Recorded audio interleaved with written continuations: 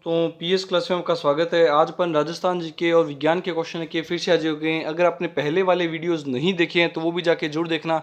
सारे के सारे इंपॉर्टेंट क्वेश्चन हैं और बार बार एग्जाम्स में जैसे क्वेश्चन पूछे जा रहे हैं वही क्वेश्चन अपन करने का प्रयास कर रहे हैं। और आज की क्लास शुरू करते हैं। 10 में से आपके कितने क्वेश्चन सही होते हैं कमेंट करके जरूर बताइएगा।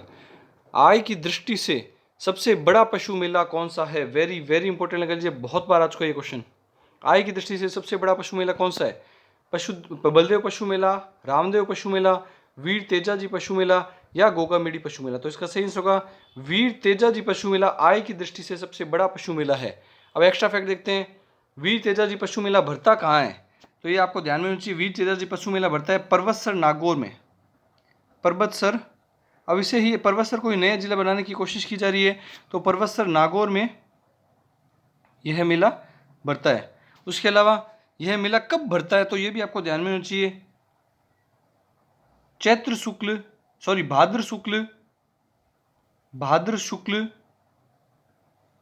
शुक्ल दशमी को यह मेला भरता है। भाद्र शुक्ल दशमी को यह मेला भरता है। उसके अलावा आपको तेजाजी से संबंधित भी फैक्ट ध्यान होना चाहिए। वे वीर तेजाजी पशु मेले के अलावा तेजाजी से संबंधित फैक्ट भी ध्यान होना चाहिए। तेजाजी का जन्म कहाँ हुआ था? तो एक तो ध्यान होना चाहिए, नागवंशीय जाट थे ये। कौन से थे? नागवंशीय जाट जाति से संबंधित थे ये। उसके अलावा इनका जन्म हुआ था खड़नाल नागौर में। खड़नाल नागौर के अंदर इनका जन्म हुआ था। और वीर तेजाजी पशु मेला आय की दृष्टि से सबसे बड़ा पशु मेला है। ये आपको वेरी वेरी इंपॉर्टेंट लगा के याद रखना है। नेक्स्ट क्वेश्चन देखते हैं। निम्न में से 18 हाथ वाली देवी कौन सी है? वेरी वेरी इंपॉर्टेंट लगा लीजिए, ये भी बहुत बार आ चुका है। 18 हाथ वाली देवी के रूप में किसे जाना जाता है? जीर्ण माता, नागणेची माता, शीतला माता या भादरिया माता। तो इसका सही होगा नागणेची माता, जो जोधपुर के राठौड़ की कुल देवी है। जोधपुर के जो राठौड़ थे, राव जोधा, और उनकी कुल देवी है ये। कुल देवी है नागणेची माता, जिनके 18 हाथ है। इन्हें 18 हाथ वाली देवी के रूप में जाना जाता है। और एक बार पहले भी बता चुका हूं मैं आपको, यहाँ पे जसराज चोपड़ा आयोग का गठन किया गया था।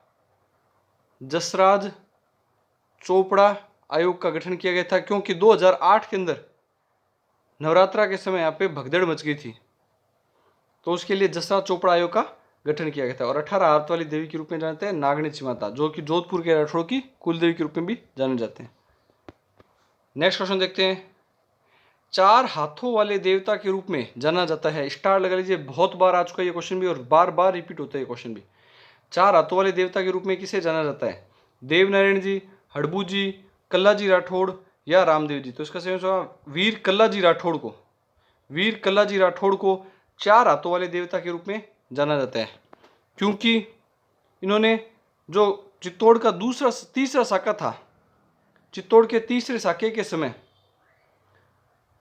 जयमल और फत्ता का साथ दिया था।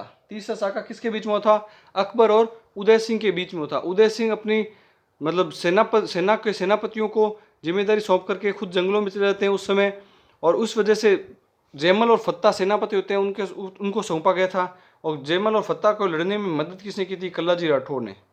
उन्होंने अपने कंधे पर बैठा करके, इस प्रकार से एक कंधे पर बैठा करके युद्ध लड़ा था। तो कंधे पर बैठाने की वजह से 2 हाथ, तो जो कंधे पर बैठा है उससे उसके हाथों से युद्ध हो रहा है और 2 हाथ इनके खुद के हैं। इन वजह से इन्हें 4 हाथों वाले देवता के रूप में जाना जाता है। तो इसका सेंस होगा वीर कल्लाजी राठौड़ 4 हाथों वाले देवता के रूप में जाने जाते हैं। नेक्स्ट क्वेश्चन पर देखते हैं। राजस्थान में 13 पंथ के प्रवर्तक रहे हैं। वेरी वेरी इंपॉर्टेंट लगा लीजिए, बहुत ज्यादा इंपॉर्टेंट क्वेश्चन और कई बार आ चुका है ये क्वेश्चन भी। 13 पंथ के प्रवर्तक कौन है? जिनेश जी, जीन सेन जी, भिखण जी, महाश्रमण जी या आचार्य तुलसी। तो इसका सही होगा भिखण जी। भिखण जी ने 13 पंथ की स्थापना की थी। राजस्थान के अंदर 13 पंथ की स्थापना भिखण जी के द्वारा की गई थी। इनका वास्तविक नाम पूछे, इनका वास्तविक नाम आपको ध्यान में होना चाहिए भिखण जी का आचार्य भिक्षु स्वामी। इनका वास्तविक नाम में ये आपको ध्यान चाहिए भिखण जी जिन्हें बोला जाता है। और ये श्वेतांबर जैन धर्म से संबंधित थे, श्वेतांबर शाखा से संबंधित थे। श्वेतांबर जैन आचार्य थे और जिनका जन्म कहां पर हुआ था? मारवाड़ के कांटलिया गांव में हुआ था।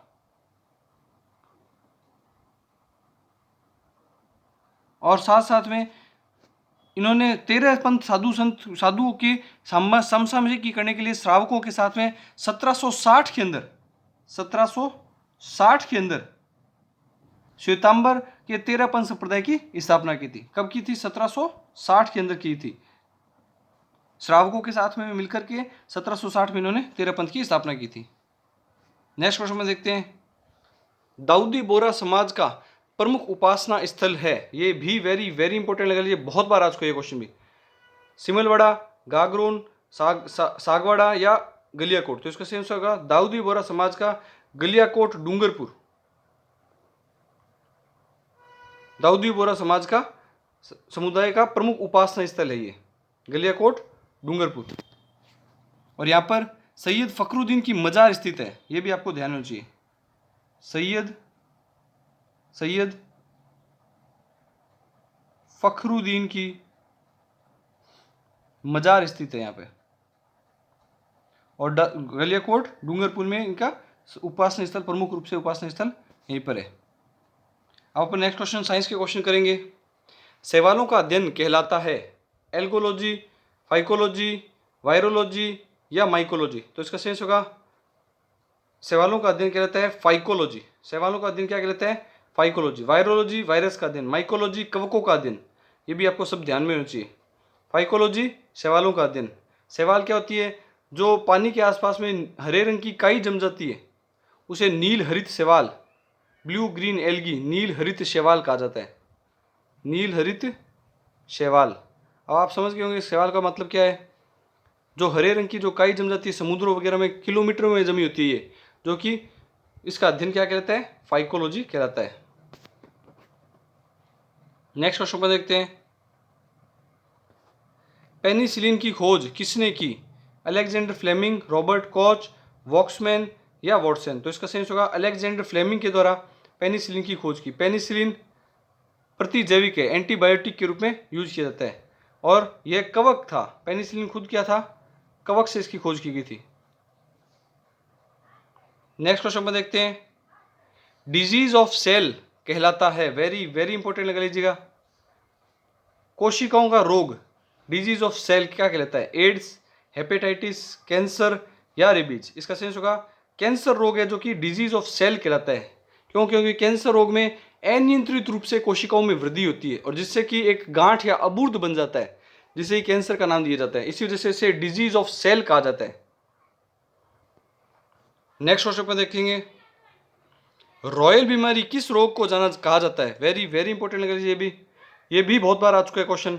रॉयल बीमारी किस रोग को कहा जाता है? हीमोफीलिया, वर्णांधता, ल्यूकेमिया या थैलीसीमिया। तो इसका सेंस होगा हीमोफीलिया रोग को रॉयल बीमारी के रूप से जाना जाता है। हीमोफीलिया रोग क्या होता है? इसमें एक बार चोट लगने के पश्चात रक्त का थक्का नहीं बनता है, इसी रोग को क्या कहा जाता है? हीमोफीलिया या शाही रोग। शाही रोग भी कहा जाता है इसे, शाही रोग या रॉयल बीमारी के रूप में जाना जाता है। नेक्स्ट और आज का लास्ट क्वेश्चन करेंगे अपन, भारतीय शल्य चिकित्सा का पितामह किसे कहते हैं? वेरी वेरी इंपॉर्टेंट लगा लीजिएगा। शल्य चिकित्सा मतलब ऑपरेशन करना,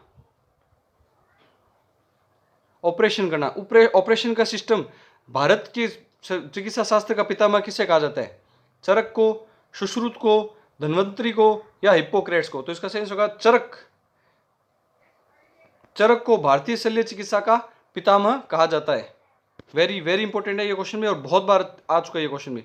भारतीय शल्य चिकित्सा का पितामह चरक को कहा जाता है। आई होप जो भी मैंने आपको एक्स्ट्रा फैक्ट बताए आपको अच्छे लगे होंगे। वीडियो को ज़्यादा से ज़्यादा दोस्तों में, स्टडी ग्रुप में शेयर कीजिए, चैनल को सब्सक्राइब कीजिए। Thank you.